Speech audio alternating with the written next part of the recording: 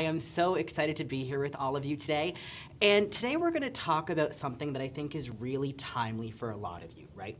We're going to be talking about upscale patient retention, upscale patient attraction. There are any number of things you can do to grow your practice. There are any number of things you can do to get the word out. But how do we do things in a right way where you're going to be able to attract those loyal patients who gladly pay more, right? Not price shoppers, not those individuals who are, only loyal to a good deal, not those individuals who are coming in for, a small treatment one time and you never see again, but those individuals that are going to stay with you for life. Those individuals that aren't shopping on price. So we'll just get my slides queued up here in a minute. I'm gonna tell you right now, I speak very, very quickly. I want you to look for those 2 or 3 gems of wisdom that are really going to allow you to take action straight away when you get into your practice on Monday. So let's go ahead and dive right in. So who is this guy with the glasses and the crazy shoes and the purple jacket and suit and all of this? My name is Haroun. I am a strategic brand marketing expert who works exclusively in the aesthetic industry.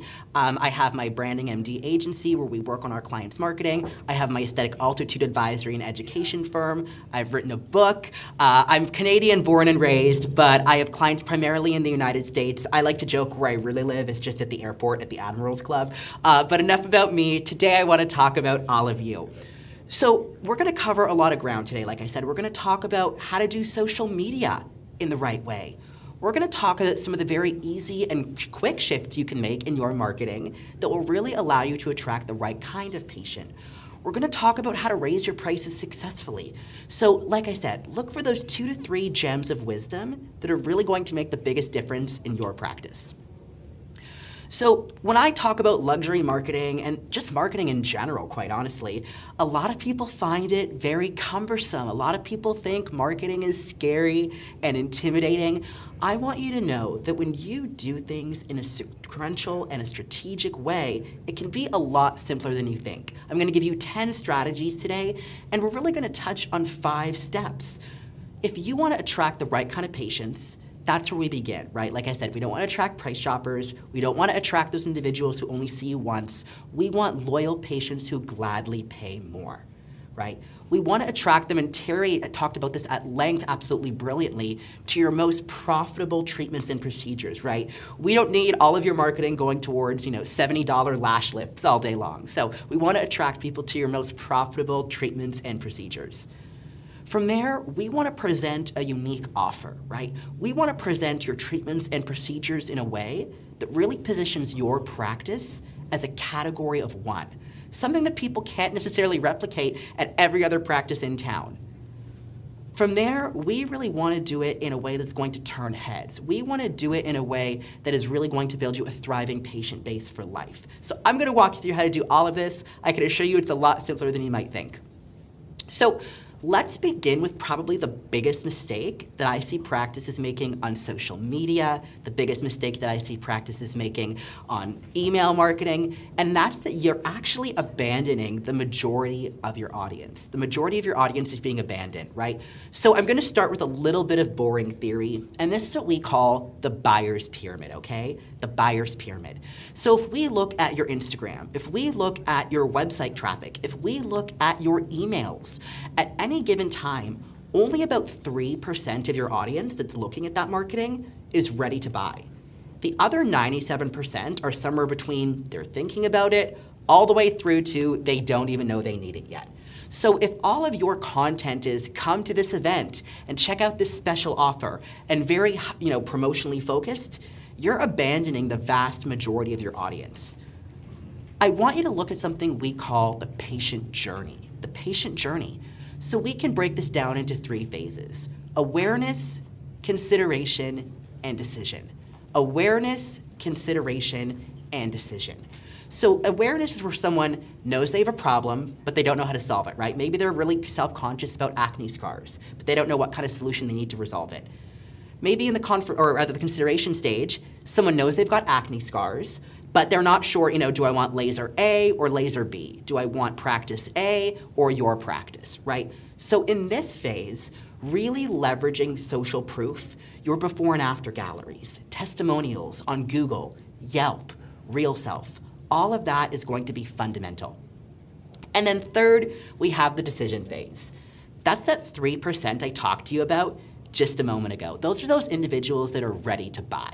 So make sure in your content, in your blog, on your social media, in your emails, you're speaking to your audience at all 3 phases of their journey. So keep this in mind. Another big mistake, and my second strategy for you, is defining your best patients. And as a little bit of a spoiler alert, it's not just wrinkles in a checkbook, okay? We want to really define who your best patients are. And not just, again, demographics. That's a great starting point, right? How old are they? How far are they traveling to get to your practice? What does their income look like? Are they single, married, things of that nature? That's our starting point. We want to go a little bit deeper than that.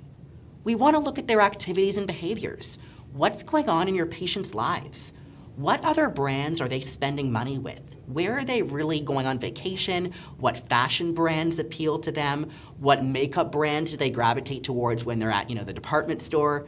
We want to look at that and draw marketing inspiration from that, right? Your next best marketing idea is probably not going to come from the aesthetic industry. So look at examples of brands that resonate with your patients outside of our industry.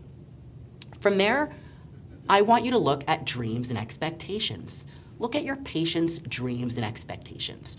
What do they expect to get from your treatment? Yes, but even more importantly than that, what are their dreams and expectations in life? Maybe you have, new mothers among your patient base and they really want to regain, their body or, their self-confidence, after, going through the journey of childbirth. Maybe you have, empty nesters that finally have the time and resources to do something for themselves. Look at your patient's dreams and expectations and really hone in on that. And then finally, look at decision criteria. Why would someone say yes or no to one of your treatments and procedures? Are they worried about missing work? Are they worried about their, look being artificial? Are they worried about, price point? Hopefully not. We'll talk about that later. What are their decision criteria and how can your practice meet their needs? When you put all of this together, you can create what I call a patient profile. And it's very possible that your practice is going to have somewhere between 2 and 4 patient profiles, okay? We look at this example of Katie here, and this is, someone who works in HR. She's willing to spend $1,500 every time she comes into the practice. We know that she gets a lot of her beauty inspiration from social media, Instagram, TikTok, YouTube, right? We know, that she is, looking at these influencers for guidance on what the next best treatment is. But the reason you want to do this activity, and I would encourage you to look at this, model it, and do it with your team, is anytime you create a blog post, anytime you create a promotional offer, anytime you create social media content, you can ask yourself, does this speak to Katie? Or whatever the name of our, profile in your practice is going to be. But profiling your patients is one of the best things you can do to really set your practice apart and get better results from all of your marketing activity. So give it a shot. Now, that said, I would love to know, I wish I had you all in front of me today. I know you're all on Zoom. I would love to know who among you are sick of price shoppers, right? I feel like they're the bane of so many practices' existence. And I want to illustrate something to you with kind of a funny example, okay?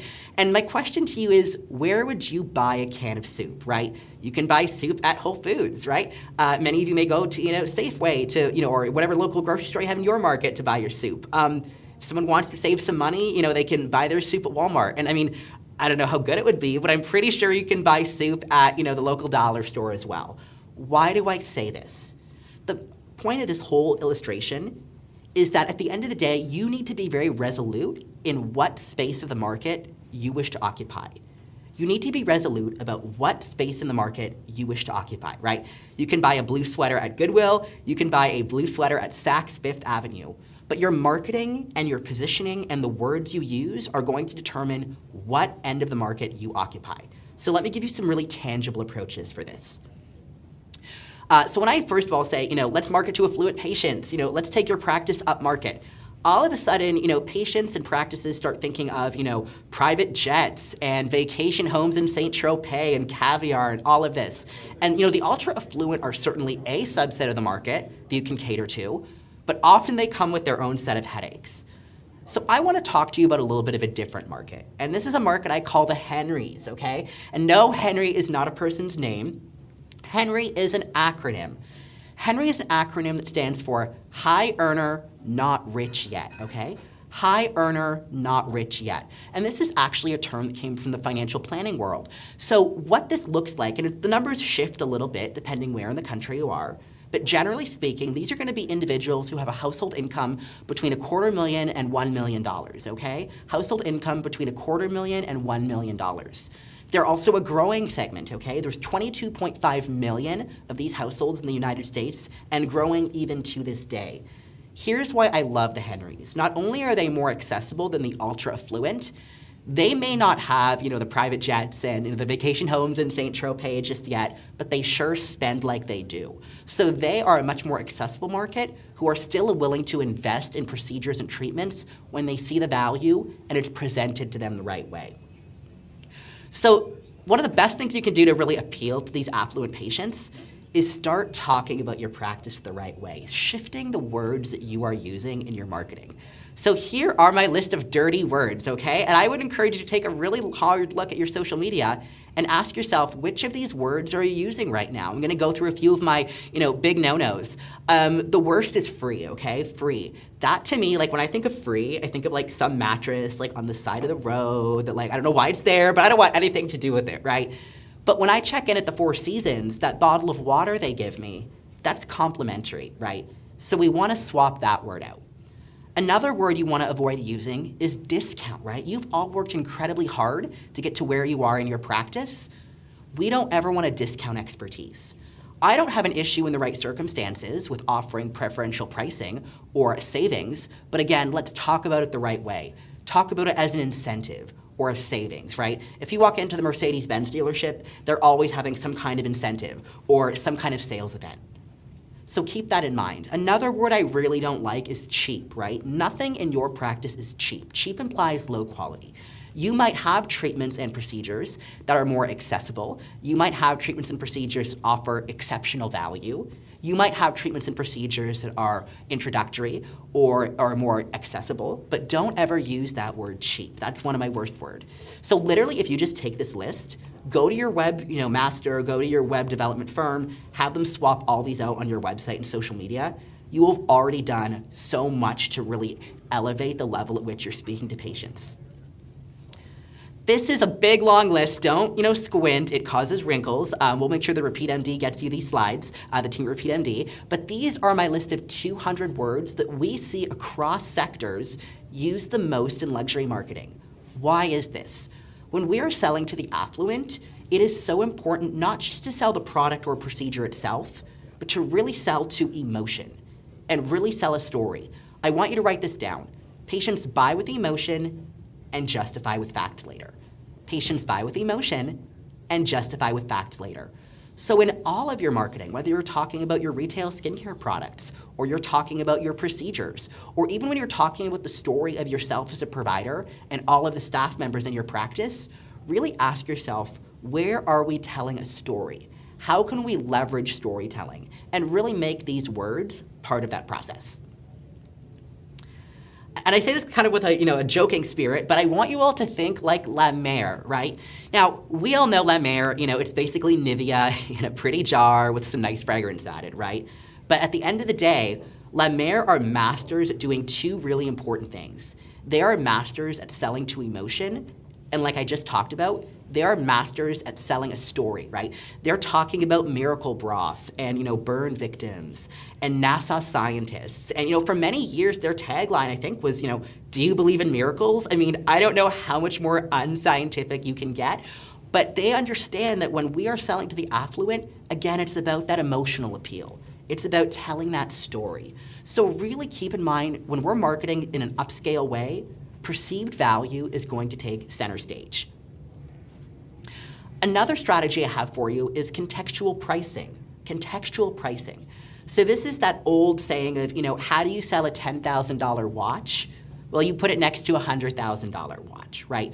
So when we look at, fashion houses like Chanel or Gucci, you pick your favorite, you might walk into their boutique and they'll have, the $10,000 or $15,000 handbag, but next to that $10,000 or $15,000 handbag, they've got, the $400, $500, $600 keychain or, phone holder or the wallet. And on its own, that seems like, quite an indulgence. but next to that $10,000 handbag, it's a steal, right? So this is called contextual pricing. Some marketers also refer to this as anchor pricing. What does it mean for your practice? I want you to look at developing signature treatments in your practice, right? Create a flagship procedure where you are combining modalities and it is the highest price point item on your menu of treatments and procedures. All of a sudden, when you do that, many of your patients might not be looking to invest that much in one session, but whatever your price is for a laser package, or whatever your price is for a syringe of dermal filler, or whatever your price is for an RF microneedling session, all of a sudden, that's a great deal by comparison. So don't think, what most practices do is they'll combine modalities and discount them. Combine modalities, understand that at that level, you're selling the expertise, and there's a premium price point that accompanies that.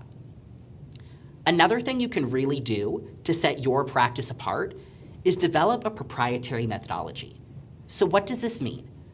It means how are you going about getting results for your patients consistently? How are you assessing their facial anatomy? How are you developing a treatment plan for them? How are you making sure their results are natural and enhance their beauty? I want you to put that into words, not from a clinical protocol standpoint, that's going to confuse patients, but again, from a storytelling standpoint. Really take that procedure that you're already doing with your patients and break it down into a handful of steps that a patient can understand. And then give that methodology a name. Like, for an example, one of my clients, they do a lot of, butt augmentation procedures. And so we called it, not just a BBL, right, where people come out looking disproportionate and things like that, we called it the beautifully discreet BBL. And in their content and copy, we discussed how they go about getting proportionate results for their patients that look natural. So really look at developing a proprietary methodology and then start to market that, right? All of a sudden, you're not just marketing laser sessions and syringes of dermal filler and units of toxin. You're marketing a proprietary methodology that's all your own, right? Some marketers refer to this as branded procedures. It's something that can go a long way to transforming how your practice is perceived. I also would encourage you all to take a look at your bio, right? If I were to look at most of your bios, it would kind of read like a Wikipedia article, right? You've trained here, here, here, and you're certified in this and that, and it's kind of bland, and I can guarantee you your patients aren't reading it. So here's what I want you to do instead. Think of it this way. If you were being interviewed by Vanity Fair or GQ magazine, how would they be telling the story of your journey in medical aesthetics? How would they be romancing your credentials? How would they really be showcasing what makes you unique and prolific? Really look at your career so far, look at the journey of each of the providers in your practice, and break it down into maybe 3, 4, 5 milestones. Use those as a bullet point, and then elaborate on those from there, right? Rewriting your bio is one of the best things you can do to set yourself apart and really captivate patients. So no more Wikipedia bios. I really want your bios to tell a story. I want you to remember when you're marketing to the upscale patient, every detail counts, right? You never know what a patient is going to notice. There is no detail in your practice too minuscule to overlook, okay? As an example, I went to a consultation, many years ago, and, it was at the practice in my city of Toronto at the time that claimed to be, the top of the top, the celebrity surgeon of Toronto, all of this. And when I went in for that consultation, they were late, so they'd already lost me there. But then they offered me a bottle of water, which in and of itself is great, but then they offered me a room temperature bottle of Nestle water. And I'm sorry if any of you are drinking Nestle water as you're watching this at home right now, but room temperature Nestle water, nothing about that said top of the top, nothing about that said, celebrity level service. So that's actually where they lost me, right? You never know what detail a patient is going to notice. Make sure you take everything into consideration. A few other big mistakes you want to avoid if you're marketing to the upscale patient. Avoid overdoing, false hype and scarcity, right? We can all think of a practice in our city or your region that says, only 2 spots available every week, and darn well there's more than 2 spots available, right? Also, if you're ending your prices with 7 and 9 right now, I would encourage you to move away from that. I would encourage you to move towards using round numbers. Those are numbers that end with 0 and 5. All the consumer psychology data and studies out there tell us that when we use round numbers, those are typically associated with higher quality goods and services, right? If we walk into Target, every price in there is probably going to end with a 9 or a 7 or a 4, But if we walk into Hermes, you're probably not going to see that happening. You're going to see a lot more round numbers. Also, make sure you don't bombard your upscale patient with too much communication, right? I know my example is Bath & Body Works. They email me like 6 times a week, and by the end of that, I just had to get off their list, right? Like, I was sick of hearing from them. I didn't even care about saving money on my 3-wick candle anymore. So really make sure that you are avoiding some of these really common pitfalls that happen when you're marketing to the upscale patient. So let's talk about social media just a little bit. It's always the trending topic. We could do literally a whole day event on social media alone, but I really want to equip you with some best practices. So everyone asks me, Adam, what about the algorithm? The algorithm, how do we hack or beat the algorithm? Instagram's algorithm, Facebook's algorithm, TikTok's algorithm are always getting smarter. They are changing every minute of every day. Meta, that is Instagram and Facebook alone, have over 52,000 data points on every single one of us, okay? So rather than worrying about hacking an algorithm, I want you to worry about posting consistently, using a variety of formats, static posts, going live, leveraging carousel posts, reels, going on your Instagram stories, and doing it consistently, okay? Here is a ratio that I really like to recommend you use as a starting point. And then as you get analytics and metrics back, elaborate on this, okay? Make it your own, but use this as a starting point. It's my 2-to-1 ratio. So if you're posting, let's say 5 times a week to your photo feed, 5 times a week to your reels, and once a day, Monday through Friday for your stories, it should look a little bit like this. 2 of those posts should be what we call practice related. Now that's pretty straightforward and kind of what you're probably doing already, right? That's talking about your treatments, showcasing your before and afters, credentialing yourself and members of your staff. That's practice-related content. Use it as a starting point, but don't let that be all you post, right? I can't tell you how many practices their entire profile is just one big wall of lips and foreheads and before and afters. No one can relate to that, right? So let's take it a step further. Industry and beauty-related content, right? That's another great kind of content. That's where we are talking about things like, maybe there's a new study that's come out and you want to give your info and, your feedback on it as a provider. Maybe you see a trending topic that your peers in other parts of the country are talking about one week, right? The trend of Ozempic face has been really popular earlier this year, right? At the end of last year, a lot of people were talking about buccal fat pad removal. Maybe you want to shed some insight on a trending topic, right? Field-related content is great for this as well. Maybe you are attending a training. Maybe you are leading a training if you're a trainer for companies right now. Maybe you are at a conference. Maybe you're at a great Sell More Summit with Repeat MD on a Saturday, right? Make sure you show people what you're doing to advance in the field. And then third is personality and lighthearted content, right? Write this down. You've cornered the market on you. You've cornered the market on you. So let people get to know you a little bit better, right? Showcase a bit of what makes you unique. Maybe you give back to an organization in the community. Maybe you've got a pet. Maybe you have, kids. Maybe you like to bake, cook, play sports. Whatever it is that makes you, you, showcase that with the world. Carousel posts are working really well as well right now. For those of you who don't know what those are those posts you see where there's several images in one, and you kind of just swipe through. Those are converting really well right now. You can use them for a before and after from different angles. You can use them to really showcase, top 5 myths about, dermal filler or top 5 myths about a facelift, whatever you're offering in your practice. That can be incredibly powerful as well. I also like to say, don't be afraid of going live, right? If you go live consistently, it is one of the best things you can do to really showcase that patient journey. So really leverage live content and do it regularly, right? Don't just go live once, surprise, like some kind of, Beyonce album drop, right? Make sure people know you're going live and do it consistently. It's one of the best things you can do, like I said, to accelerate that patient journey, and always have a topic you're speaking about. Maybe once you go live and talk about collagen loss after the age of 30. Maybe the next time you go live, you are talking about how to prevent sun damage as we head into summer, right? Treat it almost like your weekly show. Or if going weekly live scares you, maybe you start with your bi-weekly show. But I would really encourage you to take live into your marketing mix because so few of your competitors are doing it. And then I would say, maybe you're looking at this and saying, well, Adam, I'm doing all of this already. I'm doing lives, I'm posting to reels, I'm on my stories, I'm posting to my photo feed, but nothing is working, it's not getting me patients. If that's you, I really want you to ask yourself if you're missing this element. It's what I call the element of conviction, okay? Conviction. Content that converts has conviction. So what does conviction mean as it pertains to your social media content? It means your content is doing one of three things. Ideally several of them at once if you can. It means that it's either giving them a new opinion or perspective they aren't hearing elsewhere. It means that it's changing some of their some of their existing perspectives. Maybe they have a really misconception view of, dermal filler. Maybe they have, a negative viewpoint of surgery, right? If you can change their opinion or evolve it at the very minimum, that's content with conviction. And then third, it should showcase your personality and philosophy, right?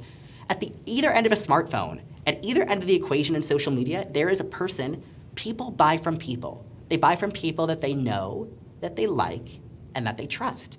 So really make sure that your content has that conviction factor so people can get to know you and want you to be their provider, want to choose your practice.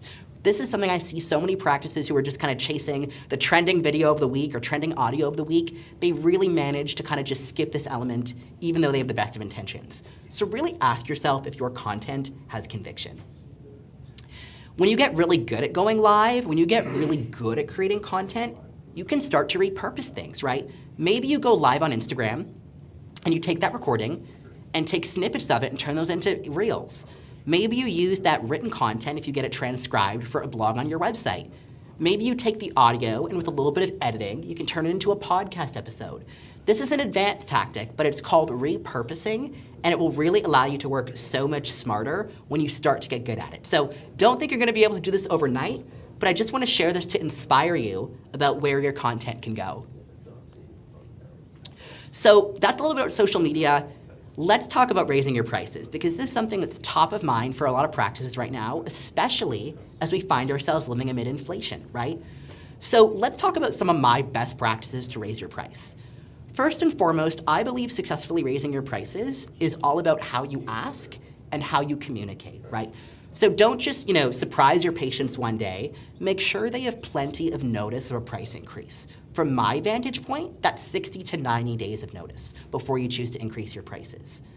Another best practice if you're gonna raise your prices is you really wanna make sure that you let patients know the right way. My preferred way is actually physical mail because it's such an underutilized platform by most practices. And if someone gets something in the mail from their practice, they're probably going to open it. Failing that, email can certainly work as well, but it's just not as ideal in my vantage point as using a physical piece of mail. So make sure you notify patients far enough in advance. Don't use the word price increase. That tends to really throw patients off and trigger them. You really want to use words like price adjustment or pricing update. And let patients know the reality, right? It's to do things so that you are not sacrificing their safety or their outcomes, right? Let your patients know you will never sacrifice their safety or their outcomes. And as a result of that, as market circumstances evolve, you're updating your prices accordingly. Let patients ease into this, okay?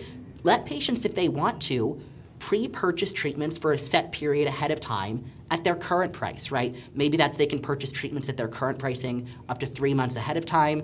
Maybe they can purchase treatments ahead of time up to 6 months. You determine what that looks like for your practice, but letting patients purchase ahead of time.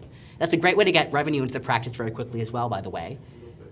And if you're gonna raise your prices, I would highly encourage you to think about launching a membership, because all of a sudden, you're going to have patients who are looking for your best possible value, and a membership is an absolutely beautiful way for you to give it to them.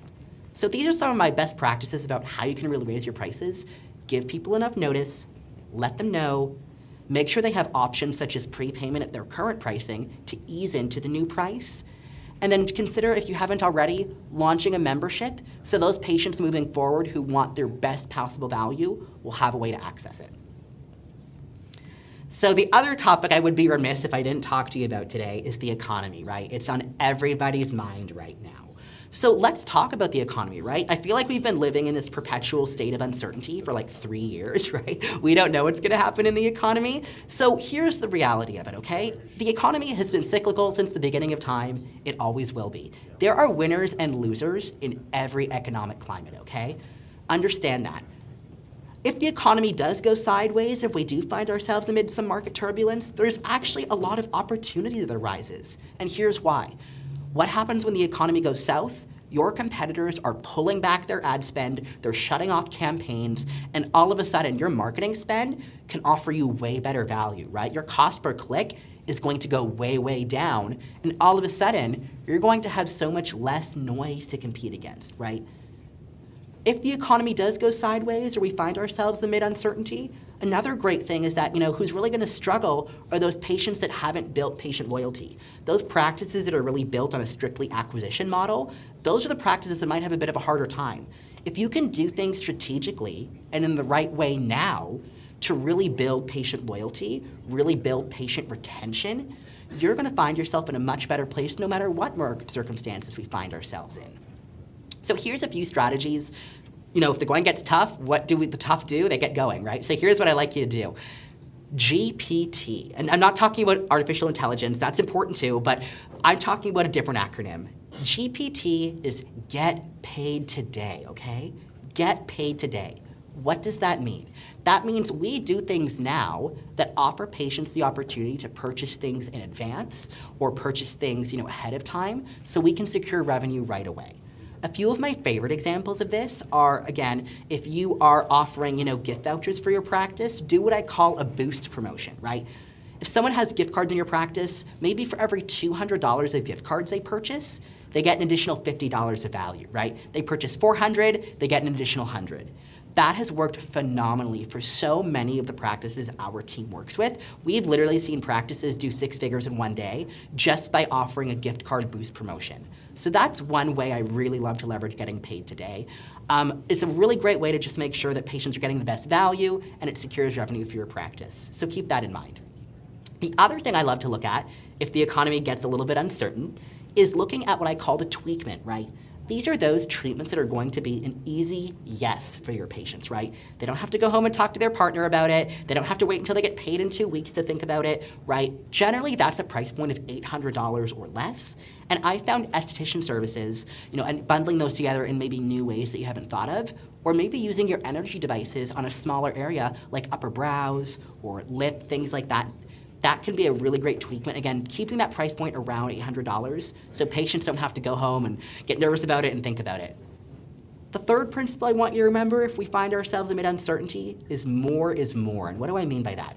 Patients are still going to be willing to spend. In fact, we've seen through data out there, it's called the lipstick effect, right? In a bad economy, spending on beauty actually goes up, right? But again, we have to make that case for value, right? More is more. So in an uncertain economy, you're going to want to double down on how your practice can offer patients the very best value for their investment with you, the very best value for their beauty budget. So keep these things in mind. Tweakments, the whole idea of GPT and getting paid today, and remembering that more is more. That's what's really going to help you endure and emerge no matter what kind of economic climate we find ourselves in the months and years to come. So that was a little bit about upscale patient attraction, upscale patient retention. I know I just gave you like a ton of information very, very quickly, and I speak in a mile a minute. But again, look at everything you might have written notes on about this afternoon and ask yourself what those 2 or 3 gems of wisdom are gonna be for you. What can you execute in your practice? I hope you found this helpful. I would love to stay connected with you. Feel free to send me a message on IG with any questions. I've got a book I'd love to send to you if you message me on IG as well. And I post tons of tips there, so be sure to follow me. I'll follow you right back and we'll stay in touch. This was so much fun, you guys. Thank you so much.